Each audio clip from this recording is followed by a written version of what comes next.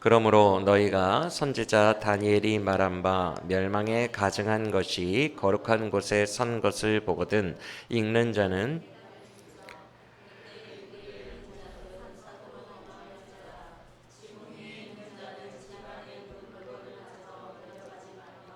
밭에 있는 자는 겉옷을 가지러 뒤로 돌이키지 말지어다. 그날에는 아이 벤 자들과 젖 먹이는 자들에게 화가 있으리로다. 너희가 도망하는 일이 겨울이나 안식일에 되지 않도록 기도하라. 이는 그때에 큰 환란이 있겠습니다. 창세부터 지금까지 이런 환란이 없었고 후에도 없으리라. 그 날들을 감하지 아니하면 모든 육체가 구원을 얻지 못할 것이나 그러나 택하신 자들을 위하여 그 날들을 감하시리라. 그때 사람이 너희에게 말하되 보라 그리스도가 여기 있다 혹은 저기 있다 하여도 믿지 말라. 거짓 그리스도들과 거짓 선지자들이 일어나 큰 표적과 기사를 보여 할 수만 있다면 택하신 자들도 미혹하리라. 보라 내가 너희에게 미리 말하였도다. 그러면 사람들이 너희에게 말하되 보라 그리스도가 광야에 있다 하여도 나가지 말고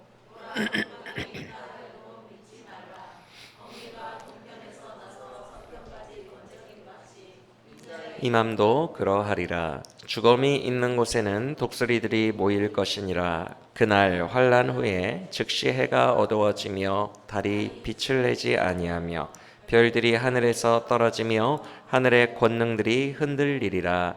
그때에 인자의 징조가 하늘에서 보이겠고 그때에 땅의 모든 족속들이 통곡하며 인자가 을 타고 능력과 큰 영광으로 오는 것을 보리라. 그가 큰 나팔 소리와 함께 천사들을 보내리니 그들이 그의 택하신 자들을 하늘 이 끝에서 저 끝까지 사방에서 모으리라. 아멘. 오늘은 특별히 적그리스도에 대해서만 집중적으로 강의를 하려고 합니다.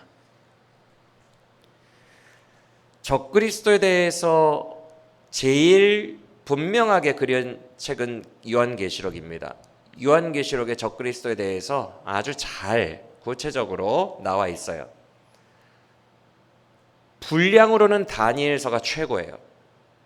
분량으로는 적그리스도에 대한 내용이 다니엘서가 무려 5장 정도를 그리고 있기 때문에 요한계시록은 한 장이에요. 13장 한 장. 다니엘서는 7, 8, 9, 10, 11, 12. 6장이네요. 6장을 그리고 있기 때문에 분량은 다니엘서가 1등. 엄청난 분량을 적그리스도에게만 할애하고 있어요. 그러나 다니엘은 너무 멀리서 예언했기 때문에 그게 약간 불분명한 부분들이 있는데 그것을 계시록, 최근에 예언한 계시록이 확실하게 그려줬다. 이렇게 볼 수 있겠고, 요한 1서의 2장에 걸쳐서 적그리스도 이야기가 나와 있는데 추상적이에요. 거짓 이런 개념적으로 그려져 있기 때문에 분명하게 그려진 계시록이나 다니엘서보다는 약간 추상적이다. 그러나 요한 1서의 2장에 걸쳐서 적그리스도를 조심하라 라고 나와 있어요. 데살로니가 후서 2장 전체가 적그리스도 이야기예요. 아주 귀한 내용이 담겨져 있고 상당히 구체적이에요. 근데 오늘 그것까지 볼 시간은 없어요. 그리고 오늘 우리가 읽은 마태복음 24장 소묵시록, 작은 계시록이라고 불리는 마태복음 24장 오늘 우리가 읽은 내용에 예수님의 입으로 직접 적그리스도에 대해서 말씀하세요. 이렇게 성경에 주로 5권의 적그리스도에 대한 이야기가 흩어져서 분배되어 있어요. 그런데 그 중에서 왜 오늘은 마태복음 버전을 골랐지? 이유가 있어요. 그 이유는 예수님의 권위로 예수님이 직접 언급하신 가장 막강한 권위가 마태복음이기 때문에 이 예수님이 직접 말씀하신 적그리스도가 올 거다, 이 권위 있는 말씀으로 일부러 먼저 골랐어요. 그리고 이 예수님이 직접 언급하신 말씀의 토대 안에서 오늘 계시록과 다니엘을 중심으로 적그리스도에 대해서 함께 배워보려고 합니다. 이해가 되시죠? 오늘 다 볼 수가 없어요. 그래서 중요한 부분, 특히 이 적그리스도의 날이 얼마나 무서운 날인지 지금 한국교회가 모르고 있는데, 그 무서운 날에 대한 부분만 특별히 얼마나 무서운지 그걸 좀 알아보려고 해요. 그걸 안다면 우리가 이렇게 살아갈 수는 없어요. 완전히 패러다임이 바뀌어버려야 돼요. 개미와 배짱이처럼 그 겨울을 대비하려면 지금 살아가는 패러다임이 이런 식으로 살 수가 없어요. 우리가 이걸 배우고 나면 그 부분을 중점적으로, 적그리스도에 대한 이야기가 많지만 그거 우리가 오늘 배워보려고 해요. 그러면 오늘 본문에 아무리 봐도 적그리스도에 관련한 적그리스도, 안티크라이스트라는 말은 없는데 어떻게 그렇게 말씀하시냐라고 물어볼 수 있는데요. 오늘 본문은 우리가 24장 15절부터 봤죠. 첫 구절인 25절에 주님이 다니엘을 인용하세요. 우리가 지금 배우려고 하는 다니엘서를 마침 인용하세요. 복음서 전체에서 예수님이 본인의 입으로 다니엘서를 인용한 건 여기가 유일합니다. 얼마나 귀합니까? 예수님의 입으로 다니엘서가 언급이 됐어요. 그런데 그 다니엘서의 내용들 중에서도 적그리스도 파트를 주님이 언급하시며 소묵시록이 시작되는 거예요. 마태복음 24장에. 먼저 마태복음 24장 15절, 너무 중요한 구절이니까 우리 함께 읽어보겠습니다. 시작.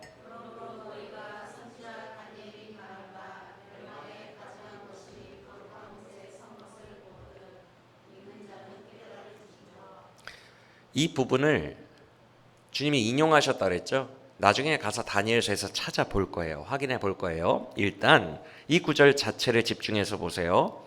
예수님이 말씀하십니다. 훗날에 적그리스도의 때가 오면 멸망에 가증한 것이 거룩한 곳에 서 있는 것을 너희가 보게 될 거다. 그게 사인이다. 중요한 것은 예수님이 지금 마태복음에서 미래형으로 말씀하고 계시다는 거예요. 이게 너무 중요해요. 예수님이 지금 이 감람산 대화 소묵시록을 제자들에게만 비밀스럽게 말씀하시거든요. 말세의 일을.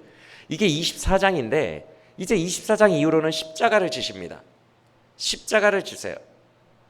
예수님이 죽기 직전에 말씀하신 예언이거든요. 말세 적그리스도.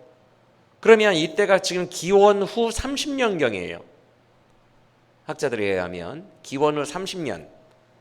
그런데 지금 다니엘이 예언한 것은, 다니엘은 600년 된 사람이에요. 기원 전 600년. 이 갭이 630년 정도 차이가 나요. 그런데 다니엘이 적그리스도를 예언한 다니엘서가 적그리스도를 예언했는데 지난 시간에 말씀드린 것처럼 실제 역사 인물이었던 셀주크 왕국의 왕인 안티오커스 에피파네스라는 적그리스도랑 되게 비슷하게 성전을 망가뜨렸던 실존 인물이라고 했죠. 이 실존 인물을 예언한 것처럼 다니엘이 써놓고 있어요. 다니엘서가. 에피파네스가 기원전 1700년대에 살았던 사람이에요. 기원 후 30년, 기원전 1700년, 합하면 200년 터울이죠. 200년 터울인데 어떤 사람들은 이렇게 해석을 합니다. 다니엘서의 후반부 적그리스도 예언은 다 에피파네스 이야기야. 이미 완성된 역사. 이렇게 치부하는 사람들도 있거든요. 근데 제가 지난 시간에 뭐라고 했어요?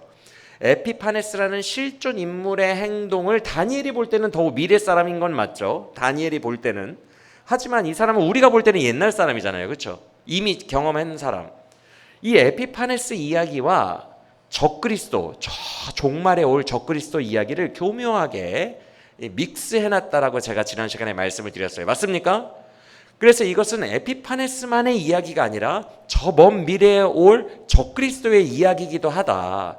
다니엘서를 우리가 읽을 때 에피파네스이면서 동시에 적그리스도를 이해하면서 묵상해야 된다라고 제가 지난 시간에 말씀을 드렸어요. 기억나십니까?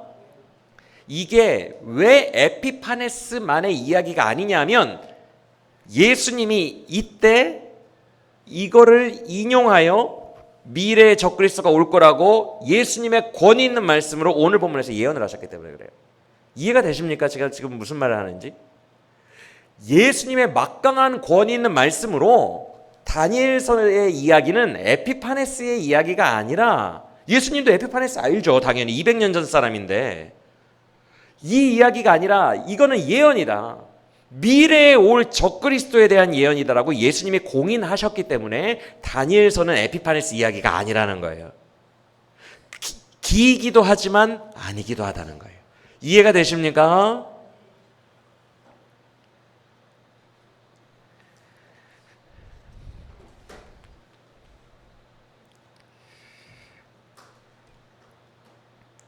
그러면 제가 이 말씀을 설명해 드린 이유는, 예수님이 지금 거룩한 곳에 멸망에 가증한 것이 서 있는 것을 보거든 적그리스도가 도래한 줄 알라, 이렇게 말씀하셨죠. 15절에. 그렇죠. 에피파네스 때는 거룩한 장소가 있었어요.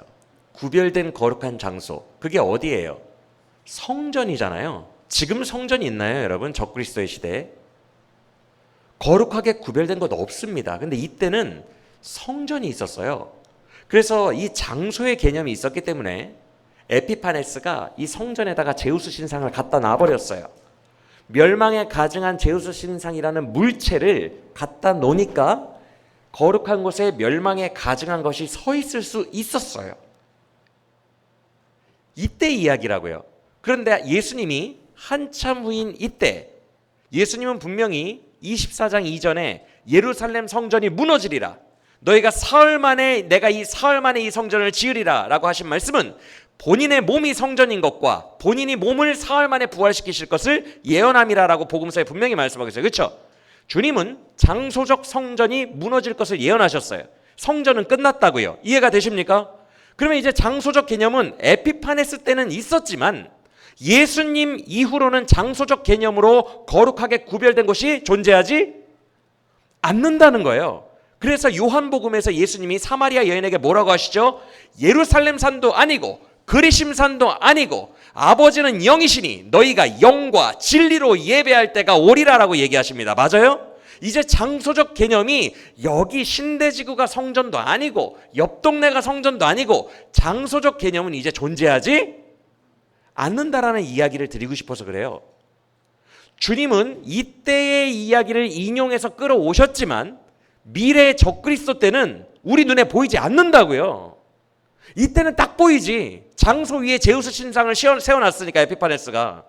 그런데 이제 미래 시대는 장소의 개념이 아니기 때문에 다 영적 개념이기 때문에 분별이 필요하다고요. 안 보인다고요. 거룩한 곳이라는 것 자체가 존재하지 않는데 물체가 어떻게 세워지겠습니까? 이해가 되십니까? 그래서 적그리스도의 시대는 날카로운 분별이 필요해요.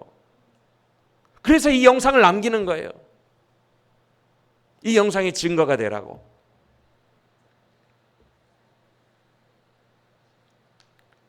그러면 예수 시대 이후 우리가 사는 시대에 거룩하게 구별된 성전을 대체하는 것이 뭘까요? 성전과 같은 기능을 하는 것이 뭘까요? 예수 그리스도라고 말씀드렸잖아요. 그렇죠? 그래서 우리는 예수 그리스도로 말미암아 아버지께로 가잖아요. 길이요 진리요 생명이시니까. 예수님으로 말미암지 않고는 갈 수 없으니까. 맞습니까? 그래서 예수님을 통해서 가잖아요. 예수님을 의지하여 아버지를 만나잖아요. 맞죠? 그리고 예수님을 의지한다는 게 뭐예요? 예수님은 지금 실체가 없으신데, 몸이 없으신데, 부활 승천하셨는데 이제 우리에게 남겨진 붙들 거는 뭐예요? 예수의 몸이 없으니까 예수 그리스도가 남기신 진리와 성령입니다. 그래서 영과 진리로 예배하는 거예요, 아버지께. 이해가 되십니까? 그래서 지금 예수 그리스도를 대체하고 있는, 성전을 대체하고 있는 거룩한 것은 진리, 성령이에요. 이 진리와 성령이 위에 영적인 멸망에 가증한 것이 그것을 대체하고 그 위에 서는 날, 그것이 적그리스도가 도래하는 날이라는 거예요.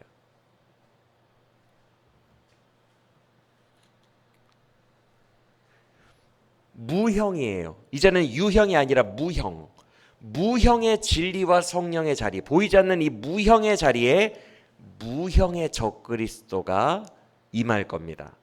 진리를 바꿀 거고 성령을 바꿀 거예요. 거룩한 것 위에 바뀌게 되는 이 현상을 캐치하는 사람만 적그리스도의 날을 분별할 수 있어요. 이제는 눈에 보이지 않으니까.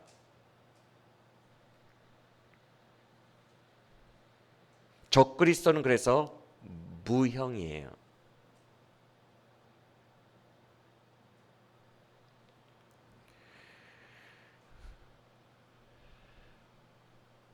그래서 방금 읽은 15절을 보시면 주님이 다니엘서를 인용하신 다음에 엄청 친절하게 괄호치시고 읽는 자는, 이 본문에 읽는 자는 깨달을진저라고 해놓으신 거예요.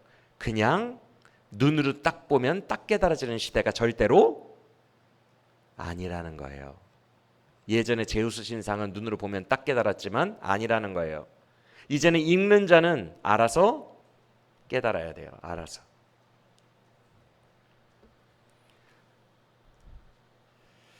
그러면 멸망에 가증한 것이 진리와 영을 덮고 그 자리에 왕이 되어 서 있는 그날에, 그날이 적그리스도의 날인데 그 날이 도래하면 얼만큼의 고통이 찾아오는지, 어떻게 대처를 해야 되는지 16절 이하를 봅시다. 16절 이하는요, 여러분, 그냥 읽으면 안 돼요. 그냥 읽으면 빨리 도망가. 지금 노아의 홍수가 임하는 것 같고 소돔과 고모라 유황불이 떨어지는 것 같으니까 빨리 달려가. 아, 급하구나, 이런 느낌으로 읽으실 수 있는데 대충 이렇게 그냥 문자대로 읽으면 그 의미가 전혀 아니에요. 16절 이하는 다 상징적 표현이에요. 16절 보세요. 너희는 산으로 도망가라. 이 말은요, 여러분, 소돔과 고모라가 본격적으로 멸망할 때 천사들이 아브라함의 조카 롯을 끌어내며 어디로 도망하라고 말했는지 혹시 기억나세요? 산으로 도망하라고 그랬어요. 그런데 롯이 그 말을 처음에 안 듣죠. 산은 좀 그렇고 저기 작은 마을 소알로 도망가면 안 될까요? 라고 했더니 천사들이 그래, 뭐 소알이든 어디든 빨리 도망가라. 지금 유황불 내려온다 막. 그래서 빨리 도망가죠. 근데 실제로 유황불이 내려와서 소돔과 고모라가 그 불덩이에 뒤집혔다고 표현했어요. 가마가 뒤집히듯이 뒤집혀버리는 것을 볼 때 롯이 놀래버려요. 심판이 그 정도일 줄은 몰랐는데 그걸 두 눈으로 확인하는 순간 놀래서 본인이 소알로 간다고 천사들에게 허락을 맡아놓고 어디로 도망가요? 바로 산으로 가버려요. 그래서 거기서 나오지 않죠. 두 딸과 함께 나오지 않죠. 그 자손들이 모압과 암몬이 되잖아요. 기억나십니까? 아예 안 나와요. 얼마나 무서웠는지 산에서 안 나온다고요. 그런데 그 산을 왜 롯이 처음에 천사들이 그리로 가라 그랬는데 거부했을까요? 우리나라 산을 생각하면 안 돼요. 산에 가면 죽어요. 우리나라 같은 유실수가 없다고요. 거기는 유실수가 없어서 먹을 것도 마실 것도 없는 곳이 산이에요. 산은 죽는 곳이에요. 그래서 처음에 산 말고 소알이라는 작은 마을로 가겠다고 그런 거예요. 근데 다 뒤집어 엎어지는 그 멸망을 보니까 놀래가지고 산으로 가버린 거죠. 여기서 16절에서 산으로 도망가라는 이야기는 이 땅에 소유와 집착 같은 것을 버리고 가라는 얘기예요. 적그리스도의 날이 되면 무소유의 영성 아니면 살아남기가 어렵다는 거예요. 17, 18, 19절 보세요. 이것도 급해 보이는 이미지로 읽을 수 있어요. 한국말로 그냥 계속 읽으면. 그거 아니에요. 산도 단순히 산으로 도망가서 피하라 이런 의미가 아니에요. 영성을 말하는 거예요. 17절을 보시면 집 바깥에 지붕에 있다가 집안에 보통 귀한 물건을 두지 지붕에 귀한 물건 두는 사람이 있어요, 없어요? 금두껍이 있으면 지붕에 둬요, 집안에 둬요? 집안에 귀한 물건 다 했거든요. 그거 가지러 가지 말래요. 18절에서 겉옷, 중요하죠. 겉옷 가지러 뒤를 돌아보지 말래요. 롯의 아내처럼. 이게 다 뭘 말하는 것 같아요? 급박한 상황을 말하는 것 같아 보이지만 아니에요. 소유욕과 집착을 말하는 거예요. 이런 것들이 있으면 살아남을 수가 없는 시대가 된 거예요. 성도가. 왜? 감람산 다마는 제자들만 모아놓고 얘기한 거니까. 너희가 훗날에 이런 일을 당하리라. 성도에 대한 이야기예요. 성도가 이런 집착들을 가지고 있고 겉옷을 가지러 가고 집안에 보물 가지러 가고 도시로 가고 그러면 못 살아남는 시대가 적그리스도의 시대라는 거예요.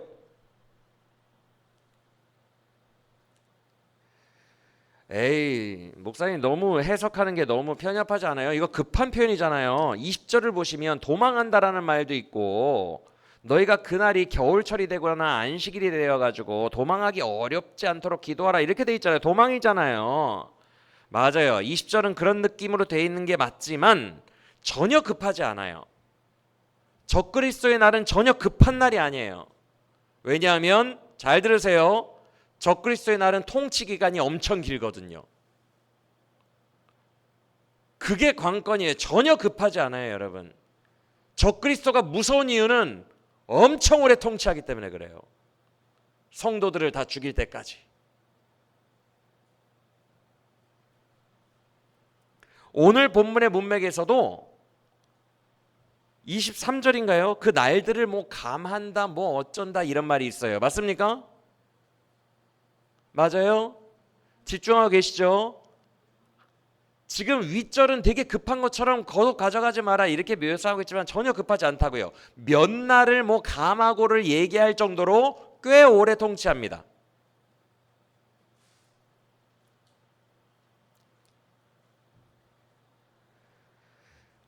여러분 방금 적그리스도의 날이 되면 장소가 없다고 그랬어요. 무형이라고 그랬어요. 무형. 뭐 성도가 어디로 도망가겠어요, 여러분? 이것은 집착하거나 소유하는 것이 없이 최대한 자유로운 상태가 돼야 된다. 자유로워야 된다. 그래야 이때 살아남을 수 있다. 이걸 미리미리 준비해놔야 된다라는 말씀이에요. 왜 그런지는 이따가 더 자세하게 살펴볼게요. 그냥 지금 결론 말씀드릴게요. 적그리스도가 경제를 잡고 굶겨 죽이기 때문에 그래요. 그래서 경제에 집착이 있는 사람들은 적그리스도의 날에 성도가 다 배교하게 돼 있어요. 그래서 이건 무소유와 집착의 이야기예요. 영성을 지금부터 이렇게 준비해 놓지 않으면 안 된다는 이야기예요. 이따가 그 본문도 보겠습니다. 적그리스도가 경제를 잡고 있는 본문. 19절 말씀이 그래서 있는 거예요. 19절은 뭐래요? 아무래도 임신하거나 아기 갓난이가 있으면 그쪽으로 집중하게 되겠죠, 엄마가. 거기에 집착이 되겠죠. 어떻게 애에게 집착이 안 됩니까? 그런 일이 없도록 기도하래요. 이건 급박한 게 아니에요. 집착이 없도록 만들라는 거예요. 자유해지는 영성, 부활의 능력의 삶, 그것으로 훈련을 살아노라는 거예요. 안 그러면 집착 때문에 적그리스도가 압박을 가해오면 이거 못 견딘다는 거예요. 네 아들 죽인다, 네 애기 죽인다, 당장 분유 안 준다, 굶겨 죽인다 하면 다 타협한다는 거예요. 적그리스도에게 성도들이. 이거 그 얘기예요. 우리를 단호하지 못하게 만드는 것들, 단호하게 끊어내지 못하게 만드는 것들이 없도록 하라. 이 말은 그날의 환란이 성도가 버텨내기는 말로 할 수 없을 정도로 어렵다는 이야기를 지금 표현하신 거예요. 이해가 되십니까? 지금 주님이 막 이렇게 막 혹독하게 그런 말을 하고 싶은 게 아니라 적그리스도의 날에 엄청 무섭다는 얘기를 하고 싶은 거예요. 성도가 버텨내기가 하늘의 별 따기라는 이야기를. 그래서 21절을 보세요, 눈으로. 그날에 적그리스도가 통치하는 날에는 환란이 있을 텐데 창세로부터, 이거 성도 얘기예요. 성도. 다른 사람들은 룰루랄라 살아갑니다. 성도 이야기예요. 창세로부터 성도에게 이만큼 큰 환란이 있은 적이 없었대요. 앞으로도 없고 미래로도 없고 전무후무하대요. 맞습니까? 여러분 적그리스도의 날은요 아니라고 해이하게 맞이할 수 있는 날이 아니에요. 그러면 다 배교합니다. 창세로부터 가장 큰 환란이래요. 온 인류 이야기가 아니에요. 온 인류는요 30절 그 밑에 쭉 내려가셔서 30절에 인자가 오리니 그때에 호의호식하던 인류들은 통곡하며 떨게 될지라. 그때가 온 인류예요. 이해가 되십니까? 그러니까 말세가 되면 나뉘어요. 적그리스도 편은 예수님 오기 전까지 호의호식하고 웃으면서 살고요, 성도는 울면서 살아요. 그러다가 예수님이 막판에 딱 오시고 재림하시면 또 바뀌어요. 성도는 웃게 되고 그때 호의호식하던 적그리스도 편 일반 인류들은 울게 됩니다. 이해가 되십니까? 그러니까 온 인류의 환란은 그때예요. 예수님 때. 그리고 지금은 성도예요. 창세로부터 이 정도 공포의 상황은 없는 거예요. 여러분 잠깐만 저를 보세요.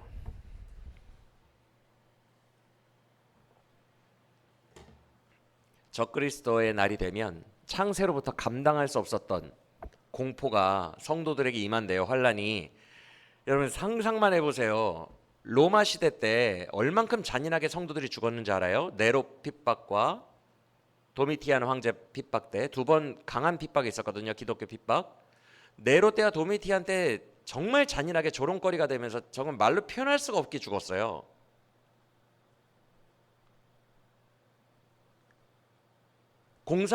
공산당들도 너무 잔혹하게 죽인 순교자 일화들이 인터넷만 찾아보시면 나옵니다. 자녀들이 보는 앞에서 어미를, 어미가 보는 앞에서 자녀를 어떤 식으로 죽이면서 조롱하면서 죽였는지 공산주의 안에서 순교자들도 다 나와요. 인터넷 보세요. 말로 형용할 수가 없을 정도로 끔찍한 시절들이 있었는데 그게 약과래요. 지금 예수님이 본인 입으로 복음서에서 하고 계신 거예요. 창세로부터 성도에게 그만큼의 환난은 없었다라고 얘기하고 있어요. 로마 시대 공산주의 때와는 비교할 수가 없는. 그때도 너무 잔혹하고 말로 형용할 수 없을 정도로 죽어나갔는데 그것과 비교가 안 된대요. 그게 적그리스도의 시대예요.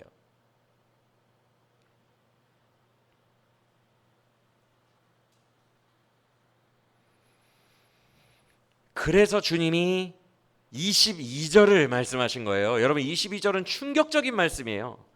22절이 개역개정은 번역을 좀 이상하게 해놨어요.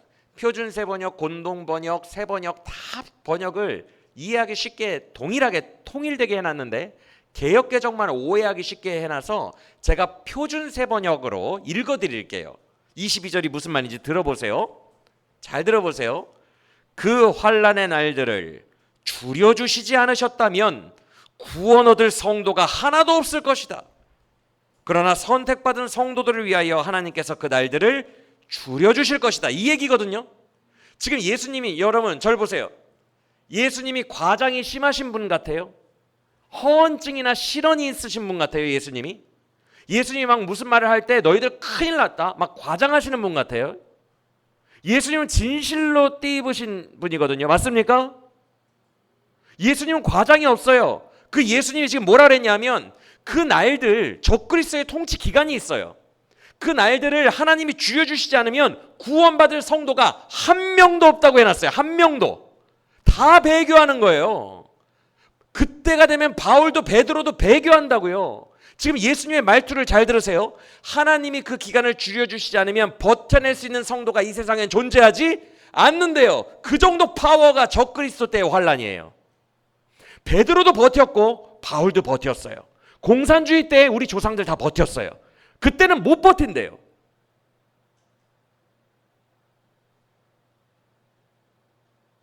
얼마나 무서워요. 예수님이 얘기하신 거예요.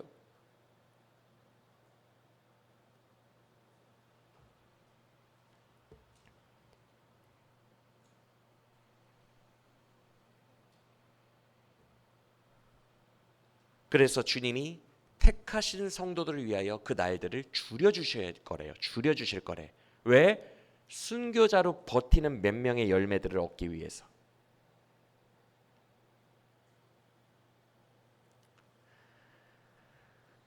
자, 그러면 여러분 이게 지금 긴급한 찰나의 이야기예요? 아니면 오랜 기간의 통치를 버티는 성도들의 이야기예요? 버티는 이야기예요. 그래서 아까 겉옷 가지러 가지 마라, 집 안으로 들어가지 마라, 이것은 급박한 상황을 이야기하는 것이 아니라 이 기간에 버티려면 지금부터 자유해지게 영성 훈련을 해야 된다라는 이야기예요.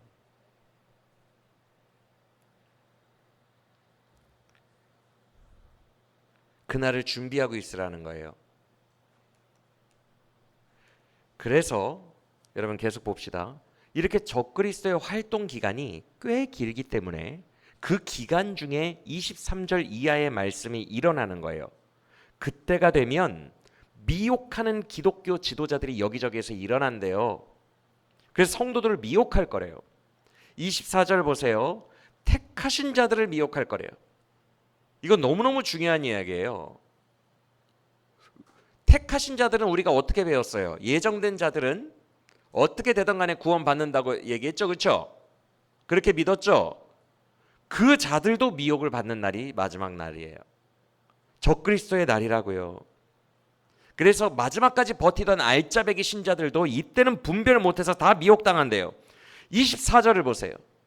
적그리스도의 무기, 큰 표적과 기사로 미혹한대요. 신비주의예요.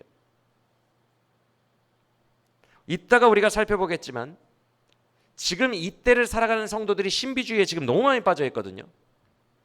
신비 능력을 발휘하는 목사님들 막 우르르 쫓아다니고, 이 시대가 지금 신비를 되게 추구하고 있는데 만약 이 상태로 적그리스도를 맞이하면 다 적그리스도에게 갑니다. 엄청난 신비 능력을 가지고 있기 때문에. 지금 전혀 한국교회가 준비하지 못하고 있다는 거예요. 적그리스도는 막강한 신비 능력을 가지고 있어요. 택함 받은 자들까지도 할 수만 있으면 미혹하는 때가 이때예요. 마구마구 배교가 일어날 겁니다. 못 버텨요. 지금 사고방식을 준비해 놓지 않으면, 지금부터 철저하게 분별하지 않으면 못 버틴다고요. 그래서 25절에서 주님이 당부하십니다. 지금 12제자만 듣고 있거든요. 예수님이 죽기 전에 하신 유언이에요. 12제자만 듣고 있는데 25절 첫 단어 보라, 이두라는 헬라어인데 이 헬라어는 이거예요. 애들 집중 안 할 때 여기 봐봐 이러죠. 그거예요. 주변을 집중시킬 때 쓰는 단어. 그러니까 제자들에게 지금 이 얘기를 하고 있는데 제자들이 뭐 졸고 있었나 봐. 몰라요. 주님이 봐봐 이러시는 거예요. 그래서 25절에 이렇게 말씀하십니다. 내가 분명히 미리 말했다. 맞아요? 내가 분명히 미리 말했다. 끝날에 이렇게 될 거라고.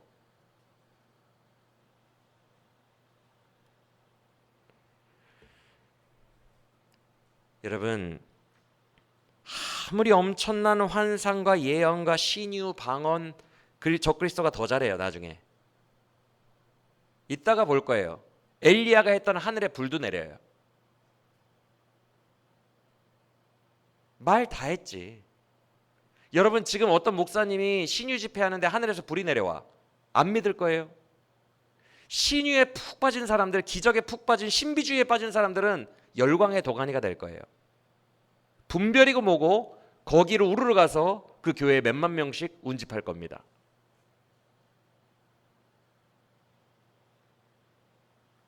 주님은 분명히 말씀하셨어요. 보라, 이두, 나 분명히 미리 말했다. 이런 일이 있을 거라고. 여러분, 그리고 진짜 무서운 얘기를 이제 할게요. 한국교회가 이걸 모르고 있는 것 같다라고 제가 말했던 오늘 본문의 핵심입니다. 오늘 말씀의 핵심 26절을 보세요. 이거 정말 무서운 얘기예요. 읽어봅시다. 시작.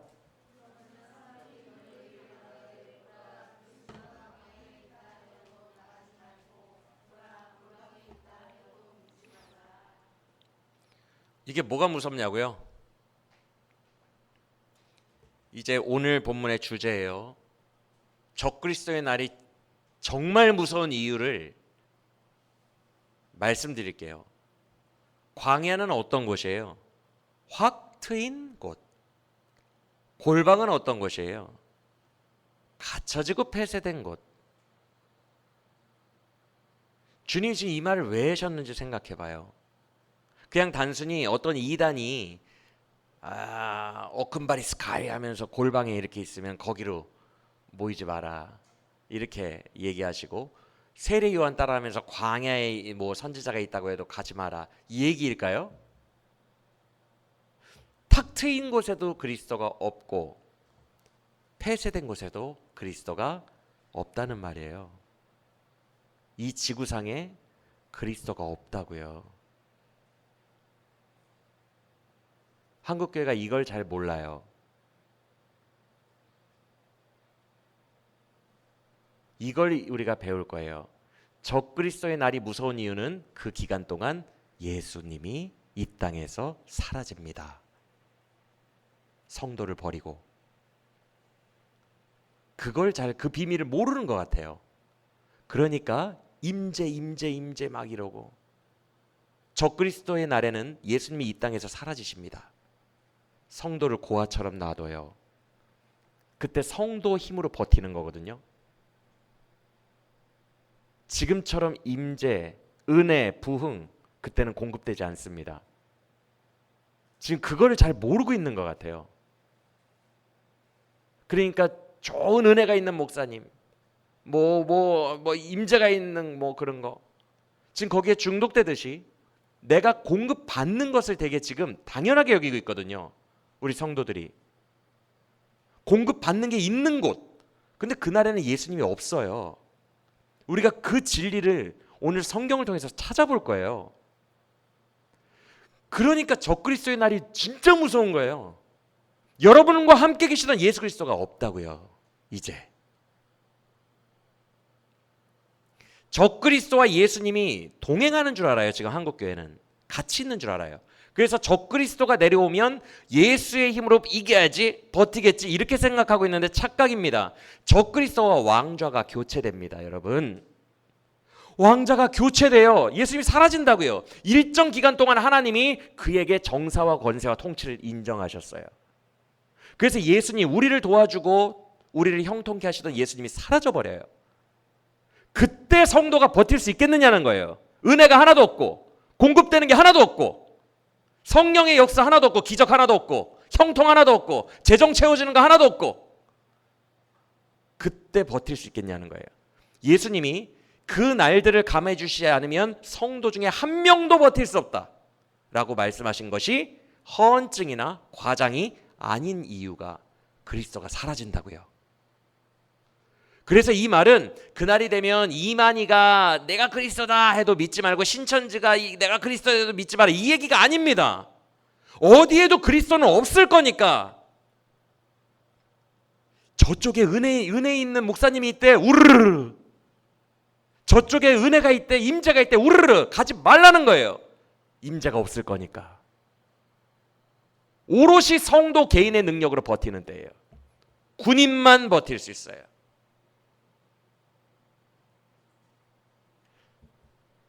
지구상에 예수 그리스도의 실존이 우리의 마음속에만 있을 뿐 전혀 드러나지 않는 시대, 그 시대가 적그리스도의 시대예요. 이해가 되십니까? 한국교회가 이걸 안다면 모든 삶의 컨셉이 다 바뀔 거예요. 지금 모르고 있어요.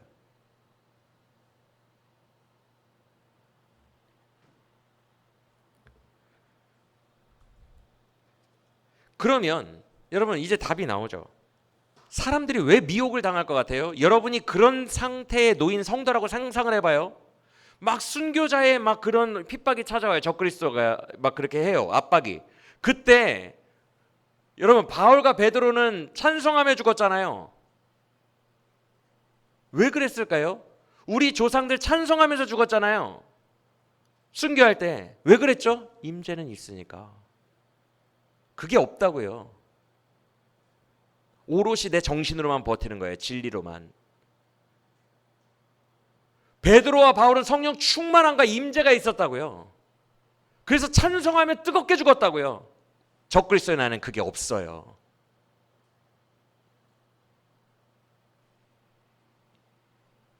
그러니까 사람들이 미혹을 받는 거예요. 이게 마지막 추수예요. 적그리스도의 마지막 추수. 택하신 자들도 다 배교시키는 마지막 추수가 미혹이에요. 여기에 임재가 있다. 여기에 기적과 은혜가 있다. 여기에 뜨거움이 있다. 그게 미혹이라고요. 마지막 때 다 여기 넘어갈 겁니다. 왜? 버틸 힘도 없거든 이제. 뭔가 영적인 거라도 공급이 돼야 버티고 순교를 하겠는데 영적인 것도 공급이 끊어졌거든. 그러니까 그리스도가 여기 있다, 그리스도가 여기 있다 하면 우르르 끌려다니는 거예요. 그때를 살아가는 성도들이 바보여서 미련해서 그런 게 아닙니다. 갈급해서 그런 거예요. 갈급해서.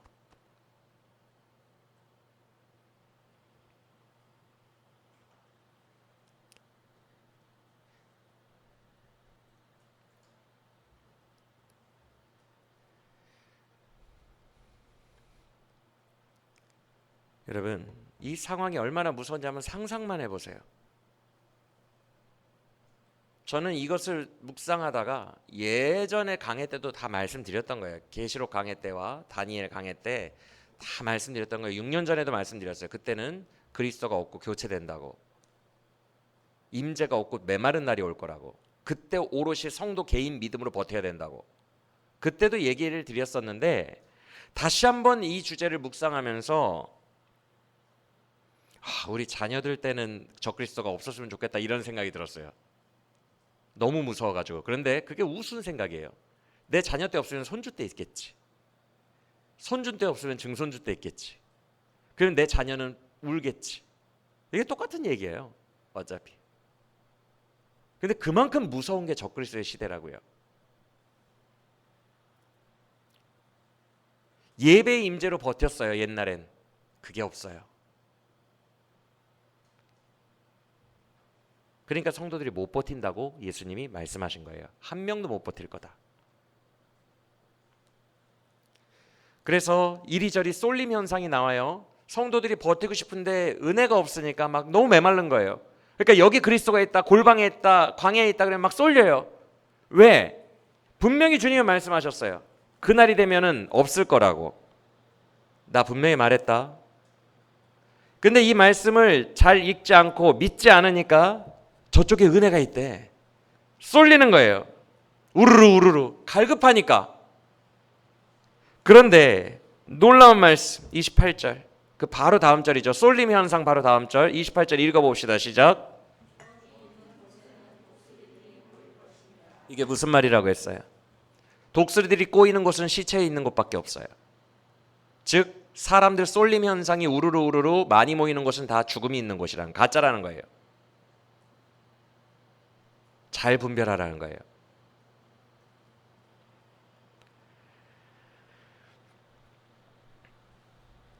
여러분, 이제 적그리스도의 날이 약간씩 보이기 시작하십니까? 꼭 기억하세요. 예수님은 과장하거나 허언증이 있는 분이 아니에요. 예수님이 이렇게까지 말씀하셨다는 것은 이렇다는 거예요.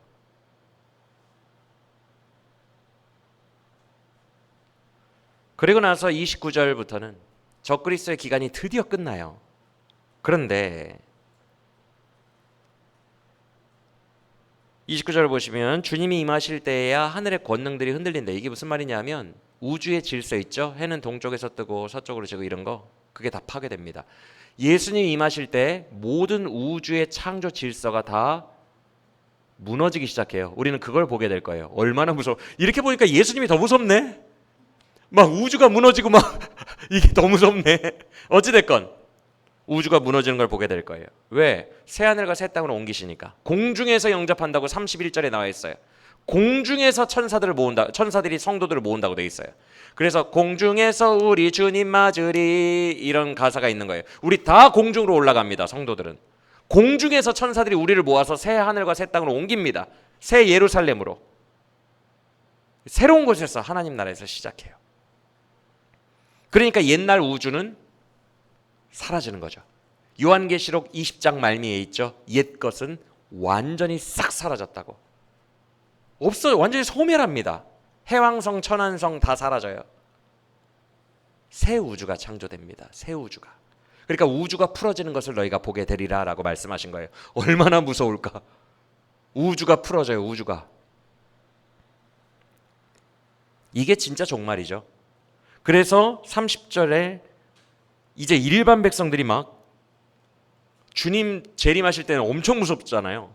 그러니까 일반 백성들이 그때 무서워하면서 통곡하게 된다. 성도 말고. 그래서 성도들은 31절 공중에서 주님 영접한다. 이렇게 돼 있는 거예요. 이해가 되시죠? 자, 마태복음 버전에서 예수님이 친히 본인의 입으로 권위 있게 말씀하신 모든 종말의 일들을 살펴보았어요. 거시적으로. 정리가 되시죠? 적그리스도의 때가 와요. 전무후무한 환란이 임할 거예요. 그때 성도들이 또 2차 배교, 3차 배교, 이때 다 속가집니다. 진짜 알곡만 몇 명만 남기고 다 배교해요. 미혹을 받았어. 그 이유는 간단해요. 주님이 안 느껴지니까. 주님이 이 땅에 안 계시니까. 정권이 바뀌니까. 임재도 없고 성령 충만도 없고 신비도 없고 돈 채워지는 재물의 채워짐도 없어요. 이제 그때는. 그러니까 미혹에 빠져요. 버틸 힘이 필요하니까, 믿음 지킬 힘이 필요하니까 은혜 있는 곳 여기에 빠져요. 그러니까 미혹에 돼요. 쏠림 형상. 그러나 주검이 있는 곳엔 독수리가 모이듯이 마지막에 배교하는 성도들을, 분별 못하는 성도들은 우르르 신비가 있는 곳, 뭐가 있는 곳 이렇게 빠집니다. 그러다가 주님이 번개같이 임하시면 그냥 그 순식간에 우주가 풀어지고 끝. 주님은 시간 끌지 않으세요. 번개같이 그냥 땅 끝.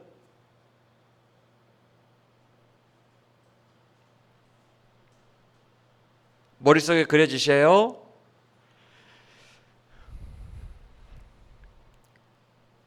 계시록은 지금 예수님이 24장에서 말씀하신 이 환란의 때를 7년 대환란이라고 불러요.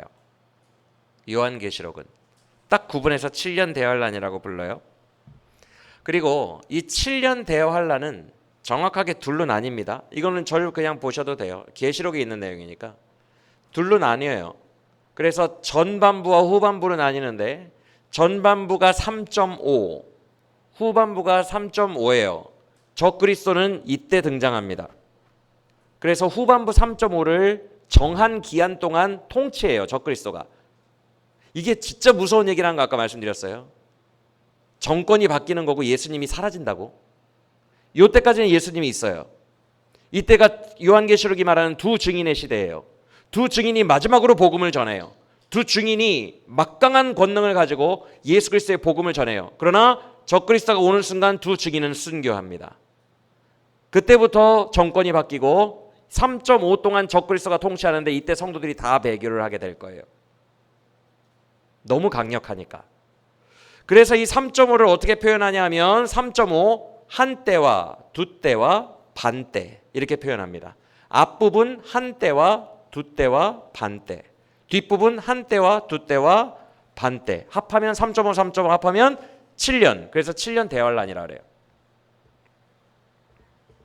왜 그렇게 부르는지 이유는 모르겠어요. 진짜 7년 아닙니다.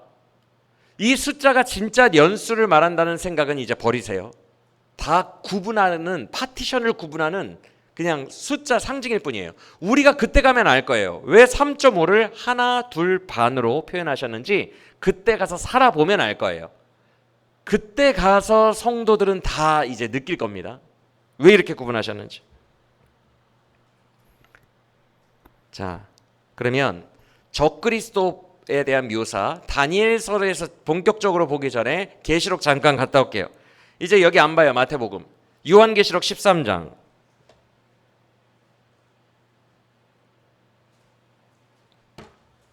요한계시록 13장 1절부터 눈으로 보면서 따라오세요. 계시록 13장입니다. 1절. 바다에서 짐승 하나가 올라온대요. 얘가 적그리스도예요. 이 짐승이 적그리스도입니다. 근데 머리가 몇 개래요? 7개. 뿔이 몇 개래요? 10개. 뿔 10개를 기억하세요. 그리고 2절을 보면 표범과 곰과 사자를 합쳐놓은 모습이고 2절 마지막에 용이 그에게 권능을 줬대요. 용이. 여기서 용이 누구예요? 사탄이죠. 어떻게 알아요? 그 앞에 12장 9절 보세요. 12장 9절. 이 용은 옛날 아담과 하와를 깼던 옛 뱀이며 마귀라고도 하고 사탄이라고도 한다라고 설명이 되어 있죠. 그래서 이 용은 사탄이에요. 근데 다시 돌아와서 13장 2절에서 사탄이 적그리스도에게 권능을 줘요. 그것도 큰 권능을 줘요. 이 권능으로 기적을 행합니다. 근데 그 기적이 신비적 능력이 어느 수준인지 그 밑에 3절을 보세요. 예수님을 따라하는데 예수님은 진짜 죽었다가 살아나는데 이 적그리스도는 거의 죽었다가 살아난대요. 그래서 사람들이 거기에 열광합니다. 꼭 기억하세요. 기적은 예수님을 거의 다 따라합니다. 왜? 사탄이 큰 권능을 줬으니까. 그래서 3절 마지막을 보면 온 땅이 적그리스도를 따르고 열광하게 된대요. 맞아요? 이게 말세의 구도예요. 성도 0.001% 빼고 나머지는 다 적그리스도 편이에요. 그런데 5절 짐승의 이런 표현들 기억하세요. 그는 입을 가지고 있는데 과장되고 하나님을 모독하는 입을 받았다. 그리고 중요한 거 42달 동안만 적그리스도는 활동한다. 여러분 저를 보세요. 잠깐만. 42달 12달 12개월 6개월을 합하면 42달이에요. 12 6 합하면 36 6을 더하니까 42 42달 한때와 두때와 반때입니다. 후반 3.5 동안의 권능을 받는데요. 그 기간 동안 진짜 질기게 다스려요. 적그리스도가. 급박한 게 아니라 오랜 기간 동안. 그리고 6절 이 짐승이 하나님을 비방하고 천국을 비방한답니다. 그렇죠? 천국에 있는 존재들을 비방한다라고 돼 있어요. 6절에. 그래서 천국을 깎아내려요. 이 땅이 소중하고 천국은 뭐 별로다. 천국을 깎아내리고 7절이 너무 중요한데 보세요. 와, 이런 구절들 우리가 의미심장하게 봐야 돼요. 7절 그가 성도와 싸우는데 누가 이겨요? 그가 이겨요. 여러분 지금은 잘 들으세요. 지금은 우리가 대적 기도를 하면 마귀가 쫓겨나요. 근데 그때는 그가 이겨요. 왜일까? 정권이 바뀌고 이 땅에 예수님이 사라지니까. 이걸 꼭 기억하세요. 그날이 되면 예수님 없어요. 여러분에게 공급해 줄 사람 없다고요.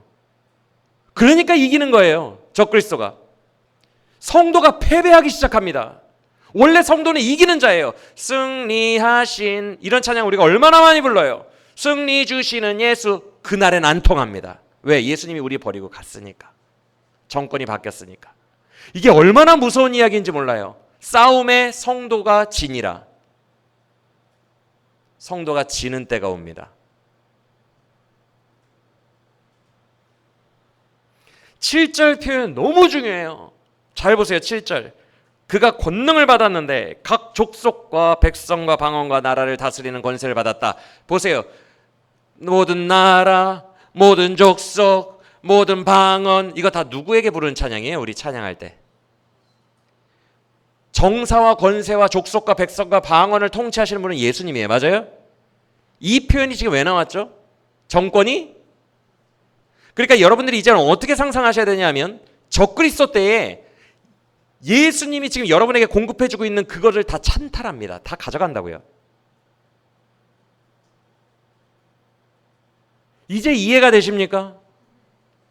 얼마나 무서운 때인지. 여러분에게 힘 주시고 능력 주시고 승리케 하시는 예수는 없어요. 그때 무조건 집니다. 성도가. 이때는 믿음으로만 버텨요. 방법이 없어요. 진리와 믿음으로만 버텨요. 기적도 없고. 왜? 정사와 권세를 그가 다스리거든. 전 우주 만물을 그가 다스려요. 지금 백성, 방언, 족속 온 지구를 그가 다스리는데 어떻게 기적이 일어납니까? 성도에게. 그때는 기적도 없어요. 적그리스도에게 기적이 다 있어요.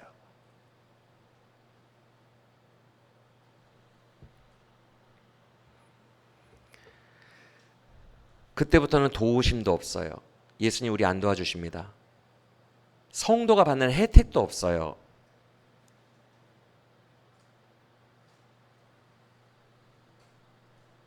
진리 하나만 붙들고 믿음으로 버티는 순간 주님이 느껴지지 않아도 메마른 가운데에서 아주 메마른 영혼 가운데에서 진리 하나로만 그냥 버티는 그때가 이때예요.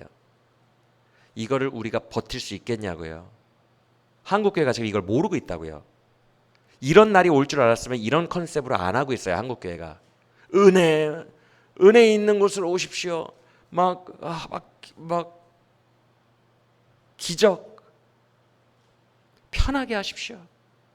절대 이렇게 안 해요. 이걸 안다면 개미와 배짱이처럼 개미처럼 준비하려고 한다면 이렇게 살 수가 없어요. 한국교회가. 모른다는 거예요. 이런 날이 올 것을. 정권이 바뀐다는 걸. 그래서 9절 10절 보세요. 9절 10절 13장 누구든지 귀 있는 자는 들으라. 그날이 오면 성도는 잡혀가고 순교하고 난리가 날 거다. 그리고 성도에게 그날 필요한 것은 딱 이거 두 개밖에 없어요. 뭐와 뭐? 인내와 이거 두 개로 버티는 때입니다. 인내와 믿음. 이것이 성도의 인내와 믿음이니라.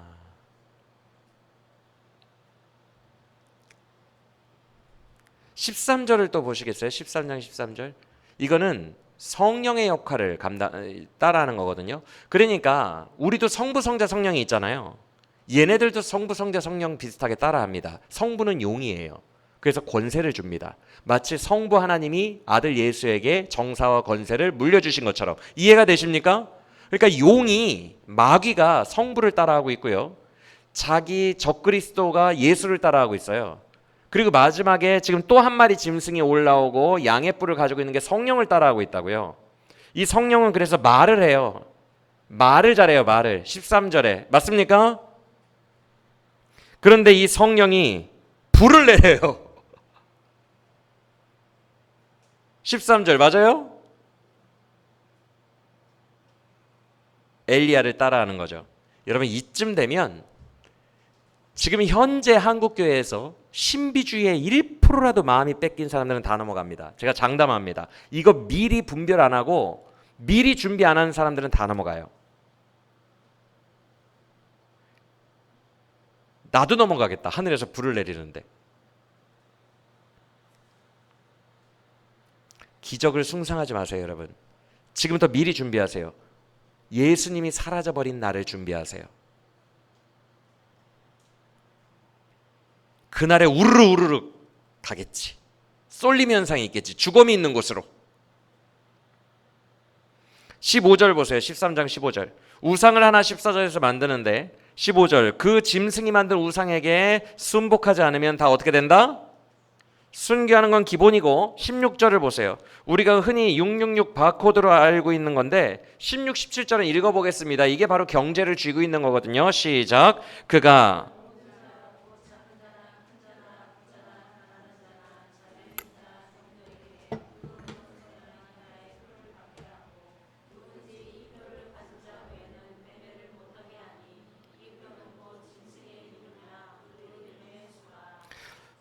적그리스도가 준 표를 받지 않은 사람에게는, 그러니까 자기 사람, 본인 사람 아닌 성도들에게는 뭐를 못하게 한대요? 매매를 금지하게 한대요. 이게 경제를 쥐고 있는 거예요. 그런데 여러분, 이것은 먹고 사는 문제를 지금 장악했다라는 거거든요. 성도에게 먹고 사는 문제를 안 주겠다는 거예요. 근데 이게 얼마나 무섭냐 하면, 지금 예를 들어서 북한의 지하 교인들 공산당이 막 그렇게 핍박하고 해도 주님께서 까마귀가 물어다 주는 재정도 채워지고 먹고 삽니다. 과거에 카타콤 로마 박해 때도 하나님이 도와주시는 게 있었어요. 성도들에게. 그래도 순교를 하더라도 재정도 채워지고 그냥 먹고는 살게 해주시고 그런 게 있었거든요. 이때는 없어요. 적그리스도 말 안 들으면 그냥 죽어요. 굶어 죽어요. 왜? 정사와 권세를 그가 다 쥐고 있으니까. 지금은 까마귀 물어다 주는 기적이, 재정 채워지는 기적이 예수가 통치하는 시대이기 때문에 우리 성도들에게 있어요. 근데 그게 없다고요. 말 안 들으면 죽어요. 그냥 내 자녀들과 함께 굶어 죽어요. 더 이상 기적이 일어나지 않아요. 그러니까 얼마나 무서워요. 결단하는 시기예요. 요행을 바랄 수가 없고 돌보심을 바랄 수가 없고 기적을 바라볼 수가 없어요. 그러니까 다 배교하는 거예요.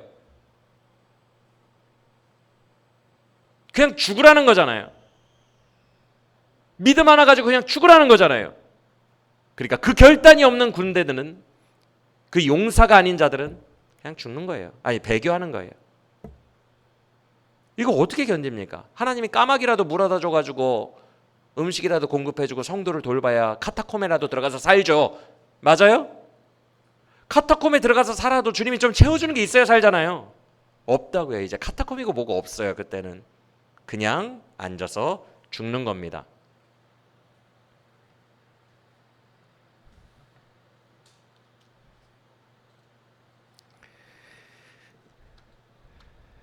여러분, 우리가 지금부터 이거를 준비해야 돼요. 근데 어떻게 준비해야 되냐 하면 사고 방식이라는 게 너무너무 중요해요. 지금부터 기적 은근히 쫓아다니고 지금부터 은혜가 풍성한 거 은근히 쫓아다니고 그런 의식을 버려야 돼요. 아직은 주님이 통치하고 계세요. 아직은 정권이 안 바뀌었어요.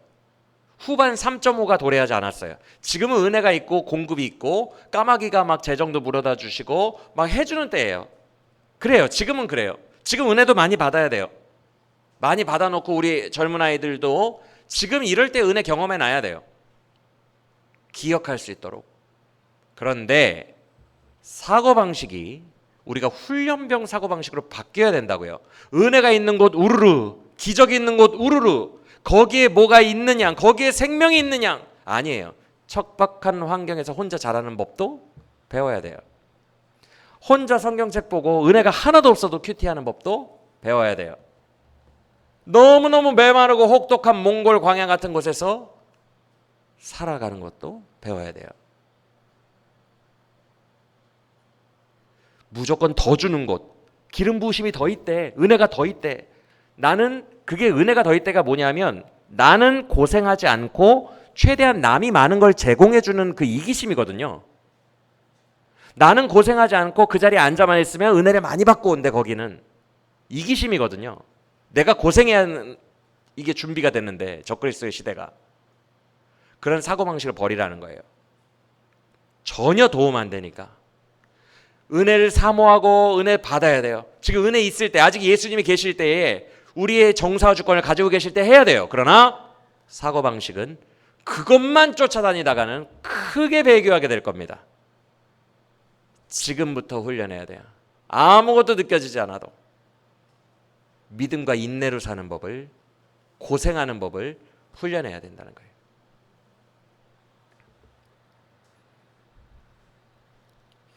그럼 이제 마지막으로 다니엘로 가봅시다. 경제를 쥔 것까지 봤죠? 다니엘, 요한계시록 안 와요. 지금 시간이 많이 부족하기 때문에 어차피 다니엘 강해하면서 구체적으로 보게 될 겁니다. 적그리스도 이와 관련한 이슈만 좀 볼게요.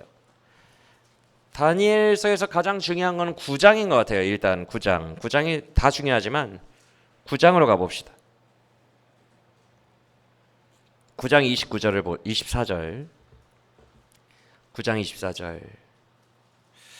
이 구도를 여러분들이 아셔야 돼요. 이거 중요하니까 숫자지만 집중해서 보세요. 주님은 다니엘에게 이렇게 말씀하십니다. 종말의 때 신약 시대 전체를 이른 이래라고 하십니다. 이 숫자에 연연하지 마세요. 왜냐하면 7이라는 숫자 이런 것들은 사실상 상징적이에요. 14만 4천 명이 진짜 14만 4천이라고 했어요. 상징이라고 했어요. 12지파 곱하기 12지파 곱하기 허다물이 1000이라고 그랬죠. 7 완전수 하나님의 숫자니까 온 세상을 완전하게 다스리시는 하나님이라는 의미가 있는 것이지 이게 진짜 70 뭐 이런 거 아니에요. 그냥 파티션을 분할해서 시대를 설명해 주시기 위한 전체 윤곽을 맥시멈을 70으로 잡으신 거예요. 이해가 되시죠? 그래서 24절을 보시면 전체가 이른 이래다.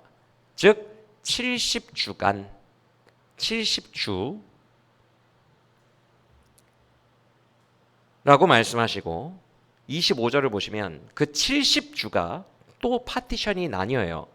어떻게 나뉘냐면 잘 보세요. 앞에 7주 70 중에 앞에 7 중간 62주 그리고 마지막 1주 이렇게 7, 62, 1 70이 이렇게 세 부분으로 나뉜다는 거예요. 이해가 되시죠?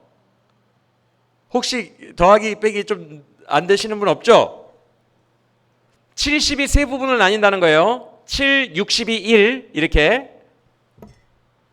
그래서 첫 7주는 잘 들으세요. 지금 여기서 말한 게 뭐냐면 25절 첫 7주 첫 번째 부분은 고레스 칙령 성전을 재건하라는 영이 날 때부터 예수 그리스도가 오실 때까지의 500년 정도를 말하는 게 첫 7주입니다. 기름 부으심 받은 그리스도가 메시아가 등장하는 날까지니까. 맞아요? 그게 첫 7주예요.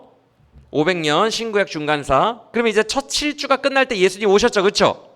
예수님 오셔서 62주의 기간이 지금 우리가 살고 있는 성령의 시대, 교회의 시대예요. 그것을 어떻게 표현하냐면 25절 마지막인가요? 제가 지금 잘 모르겠는데 성이 중건되고 막 확장되고 막 넓어지고 막 이런 표현이 있죠. 그게 그 표현이에요. 예루살렘이 재건된다는 것은 진짜 예루살렘이 재건된다는 것이 아니라 예수 그리스도를 예표하는 거예요. 그래서 예루살렘으로부터 출발한 교회가 전 세계로 퍼지고 확장되고 번성하는 기간이 이 62주, 지금 우리가 현재 살고 있는 교회의 시대, 이해가 되십니까? 그러면 70 빼기 62 하면 몇이에요? 70 빼기 62, 8주가 남죠. 근데 앞에 7주가 지나갔죠. 그렇죠? 예수님 오시기 전까지. 그럼 8 빼기 7은 몇이에요? 1 남죠. 그럼 교회의 시대가 다 끝나고 예수님 오시기 전 시대도 다 끝나면 69가 끝나죠. 그렇죠? 그러면 마지막은 몇 주가 남아요? 1주, 7. 그게 7년 대환란이에요. 단위는 계속 바뀌니까 신경 쓰지 말라 그랬어요. 3.51이라고도 표현하고 3.5달이라고도 표현하고 3.5년이라고도 표현해요. 그러니까 단위는 계속 바뀌니까 1로도 표현하니까 이 숫자에 연연하면 2단 돼요. 2단. 알겠죠? 그냥 표현이에요. 이걸 구분한 거예요. 너무나도 신기하게도 이 구분대로 보면 69주가 지나고 마지막에 일주일이 남는데 그것이 바로 7년 대환란이라는 거예요. 이해가 되시면 아멘. 그래서 26절 보세요. 26절 초반부 62일에 62주가 지나면 기름 부은 자가 끊어지고 없어질 것이며 그 자리에 뒤에 장차 한 왕이 와서 대체하게 될 거다. 나와 있어요? 안 나와 있어요? 예수님이 끊어지고 없어져요. 그때 예수님 안 느껴진다고요? 없다고요. 그게 마지막 한 주예요. 그래서 장차 한 왕이 와서 어떻게 할 거래요? 성읍과 성소를 다 무너뜨릴 거고 끝까지 성도와 그와의 전쟁이 있을 것이며 황폐해질 대로 황폐해질 것이 하나님의 계획 안에 작정이 되어 있다라고 얘기합니다. 이게 7년 대환란이에요.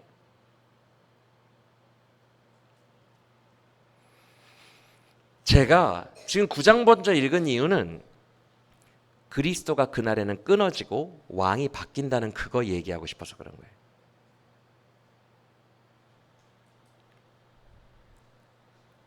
그래서 그가 어떤 짓을 하는데요. 9장 27절 보세요. 그 적그리스도가 9장 27절 이건 읽어보겠습니다. 시작.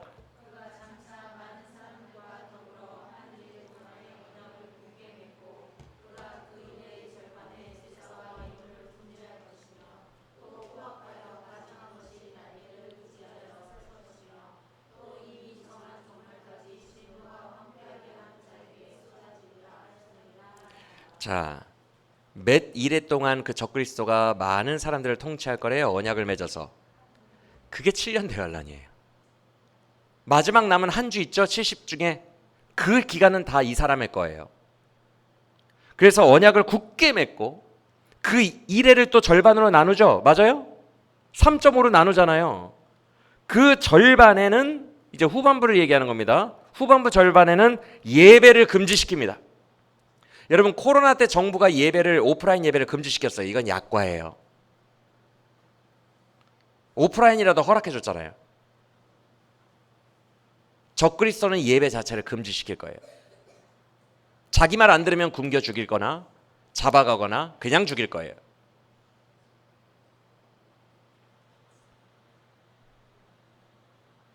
그리고 포악하여 가증한 것이 날개를 의지하여 서게 될 거래요. 요게 바로 예수님이 아까 인용하신 그 멸망에 가증한 것이 거룩한 곳에 서게 된 것을 보거든 이라는 그거예요. 그런데 정확하게 맞지 않죠? 정확하게 맞는 구절로 가봅시다. 11장 31절 11장 31절 시작. 군대는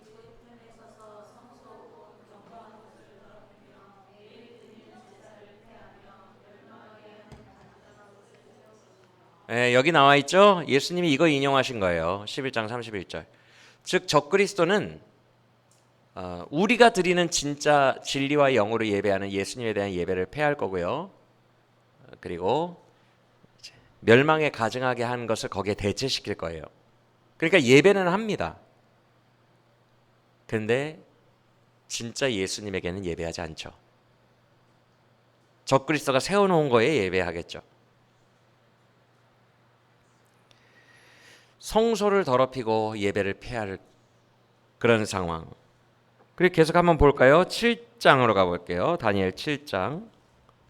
다니엘 7장 20절. 요한계시록에서 우리가 봤던 그 짐승이에요. 뿔이 머리에 몇 개 있대요? 10개. 그 짐승이에요. 그리고 21절을 보면 그 뿔이 성도들과 싸워서 어떻게 됐대요? 이겨요. 왜 적그리스도예요? 성도들을 이길 수가 없어요, 원래는. 근데 성도들이 이때부터 집니다. 그에게는 져요. 그리고 25절도 보시겠어요? 그가 성도를 괴롭게 할 텐데 성도들은 그의 손에 붙인 바가 되어서 한때와 두때와 반때를 지날 거다. 손에 붙였다라는 말 구약 성경 읽으실 때 전쟁 때 많이 나왔죠? 여호와께서 미디안을 너의 손에 붙이셨으니 기도나 용기를 내서 가라. 손에 붙이셨다는 말이 뭐예요? 죽는다는 얘기예요. 근데 성도들이 적그리스도의 손에 붙였대요. 그 기간 동안은. 맞아요? 유린당한다는 얘기예요. 유린당한다는 얘기. 그때가 몇 때와 몇 때와 몇 때라고 딱 써 있어요. 7장에. 한때와 두때와 반때. 계속 같은 말 하고 있어요. 지금 다니엘은. 다니엘서는 적그리스도예요. 그리고 8장 11절. 8장 11절. 그 적그리스도가 스스로 높아져 가지고 예배를 폐한대요. 맞아요? 그런데 이런 짓을 하는데도 이게 너무 중요해요. 이런 짓을 하는데도 그 밑에 12절을 보세요. 스스로 높아지고 예배를 폐하고 막 자기 마음대로 행하는데 그 왕은 형통하대요. 이걸 권세라고 해요. 그가 정사와 권세, 정권을 쥐고 있기 때문에 원래는 성도에게 이게 있어야 되거든요. 여러분 살면서 그래도 고난과 핍박이 있지만 나름대로 주님께서 까마귀가 물어다도 주시고 나름대로 형통하죠.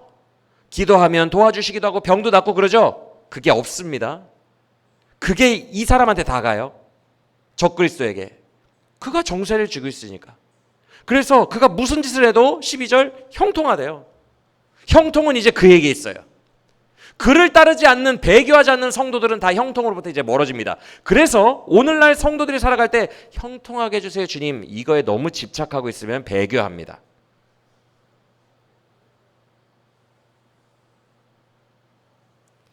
여러분 시대를 읽고 준비해야 돼요. 지금 우리가 막연하게 내 자녀 형통하게 해주세요. 복받게 해주세요. 주님 돈 좀 채워주세요. 은혜가 많은 곳, 나는 고생을 안 하면서 은혜와 신비가 많은 곳에 가게 해서 은혜 받게 해주세요. 채워주세요. 부흥하게 해주세요. 은혜 주세요. 좋아요. 그런데 지금 얘기해요. 거기에 물들어 있으면, 그런 사고방식에 물들어 있으면 배교하기 딱 좋다는 거. 우리가 시대를 읽고 준비해야 됩니다. 형통은 이제 우리에게 없는 날이 오게 될 거예요. 여러분 그럼 상상만 해봐요. 적그리스도가 인기가 얼마나 많겠나. 지금 예수를 뭔가 보상 때문에 믿는 모든 사람들은 다 적그리스도에게 갈 거예요. 예수 믿으면 돈 주겠지, 예수 믿으면 자녀 잘 되게 해주겠지. 하여튼 1%라도 보상 심리로 예수를 믿는 사람들은 다 적그리스도에게로 갈 거예요. 그가 다 가져갈 거니까.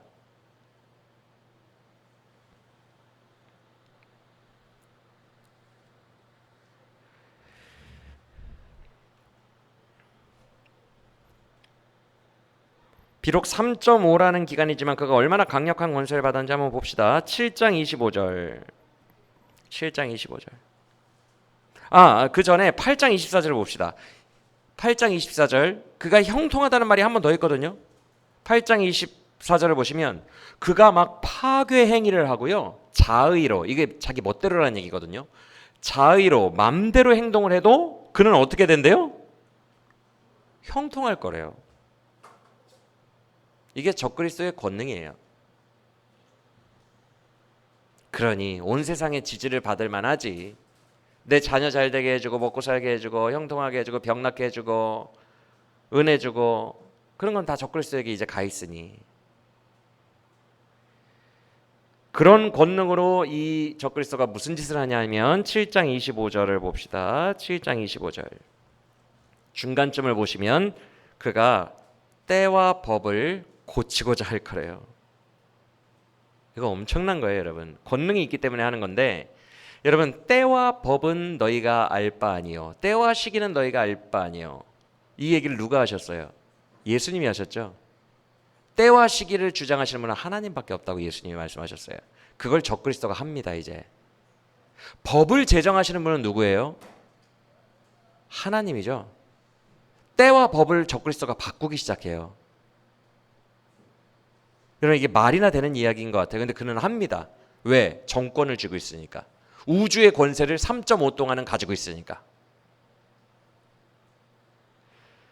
그러면 여러분, 이때 어떻게 버텨요? 우리 때와 법도 바꾸고 모든 형통 다 가져가고 어떻게 버티냐고요? 이때를. 예수님 과장쟁이 아니죠? 한 명도 못 버틸 거다. 그 말이 맞죠? 오늘날도 PC주의가 도덕을 해체한다고 몇 주 전에 말씀드렸어요. 약과입니다. 때와 법을 바꿔버릴 거예요.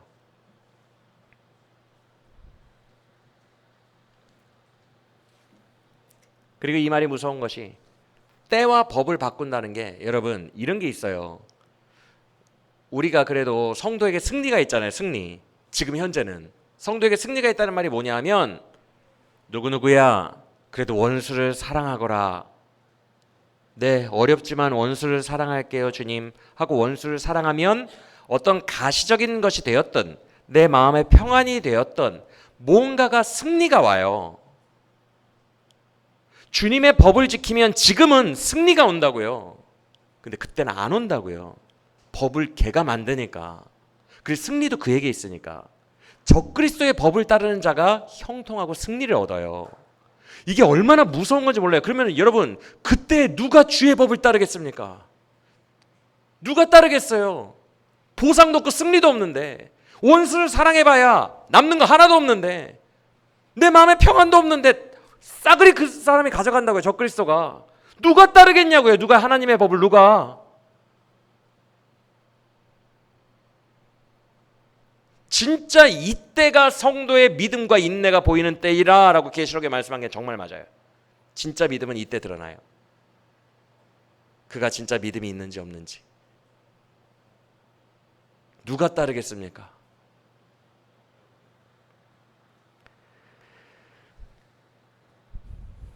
여러분, 더 무서운 것은 이건 제 예측입니다.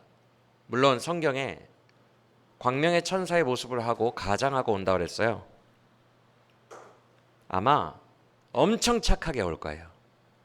여러분 영화 같은 거 보면 진짜 답답한 게 우리 관객들은 악인이 누군지를 알게 해놓고 그 악인이 선량한 주민들에게 접촉할 때 일부러 자기가 아는 깡패들을 보내가지고 주민들을 괴롭히게 한 다음에 자기가 딱 나타나서 그 깡패들을 미리 합의하고 연기로 팡팡 물리쳐요. 그래서 주민들에게 착한 걸로 이렇게 인정을 받고 그렇게 될 때 우리 관객들은 마음이 아프죠? 마귀 그렇게 나타날 거예요. 적그리스도는 부드럽고 착하게 나타날 거예요.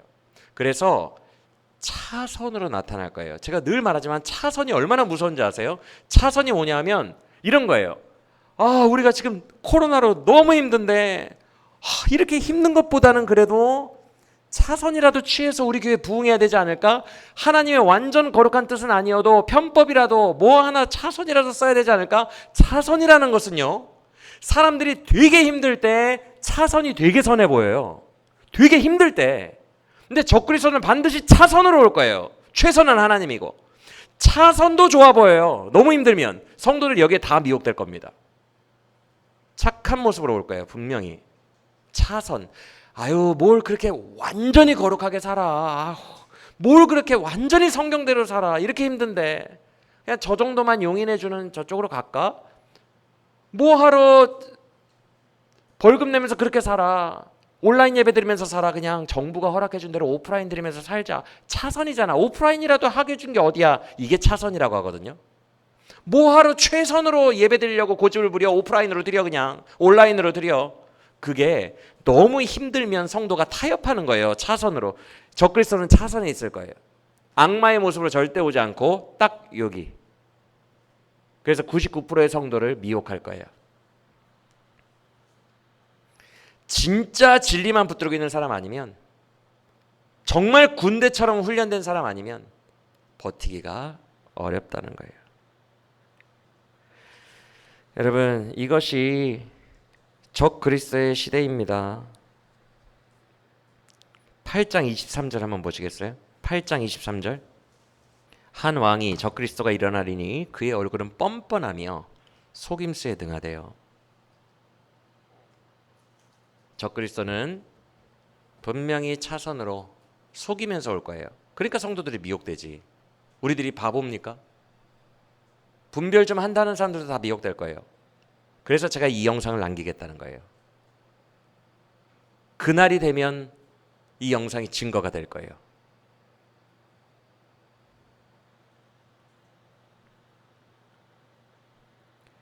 말씀을 마칩니다. 이것이 적그리스도의 시대입니다. 얼마나 무서워요. 예수님도 없고 형통함도 없고 채워줌도 돌보심도 없고 느껴지는 것도 없고 은혜도 없고 기적도 없어요. 형통도 없고 아무것도 없어요. 승리도 없어요. 주의 말씀대로 살아봐야 승리도 없어요. 승리도. 보상도 없어요. 패배와 죽음만 가득해요. 신비체험도 없고 메마름만 가득하고. 꼭 기억하세요. 지금 한국교회가 착각하고 있는 것이 적그리스도의 때가 오면 그때도 예수님이 병행해 계시면서 도와주시겠지 라고 지금 생각을 하고 있어서 이렇게 아니란 거예요. 그때 예수님 없어요. 이걸 아무도 몰라요. 아무도. 대비를 전혀 안 하고 있다고요. 그런 상상도 하지 마시기 바랍니다. 예수님이 도와주실 거라는. 그래서 요한계시록 13장에 적그리스도에 대해서 얘기한 다음에 적그리스도 때 버틸 사람이 없는 거예요. 성도들이 거의 못 버텨요. 그 얘기를 한 다음에 바로 14장에서 그러나 음녀 바벨론으로부터 절개를 지킨 14만 4천이 흰옷을 입고 나오니 이렇게 되어 있는 거예요. 이게 14만 4천 그 신천지가 말하는 진짜 숫자가 아니라 이 적그리스도 때가 얼마나 어려운지 이때를 버텨낸 성도들이 흰옷을 입고 당당하게 나온다라고 표현이 되어 있는 거예요. 위로의 말씀으로. 바로 붙어 있어요. 13장 14장이. 여러분 이제부터 준비해야 됩니다. 그런 날이 올 거예요.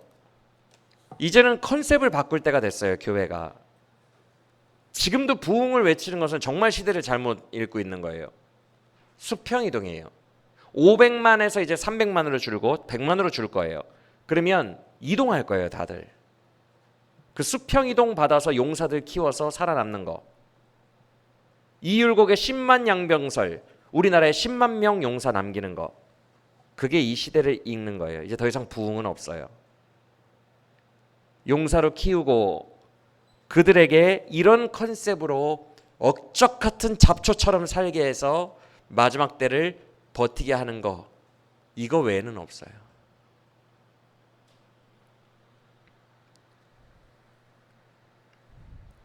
그런 날이 올 것을 대비하여 컨셉만 바꿨으면 좋겠어요.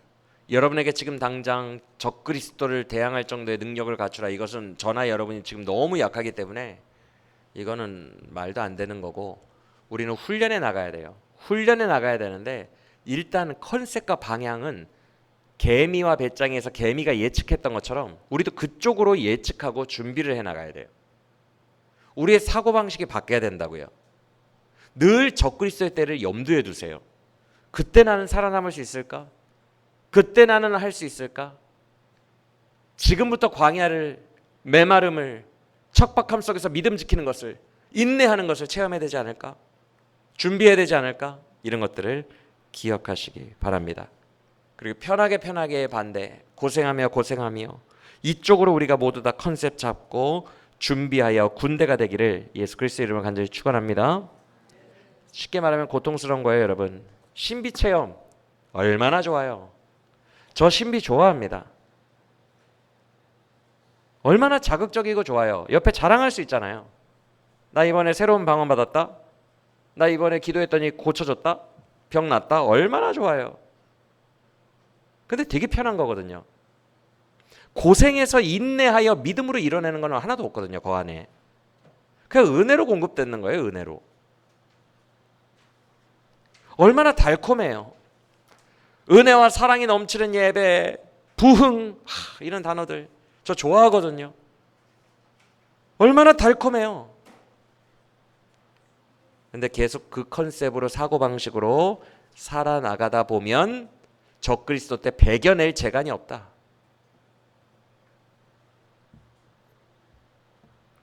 그걸 기억해야 돼요. 이제는 군대만 살아남는 시대예요. 혹독하게 훈련된 군대만 살아남는 시대예요.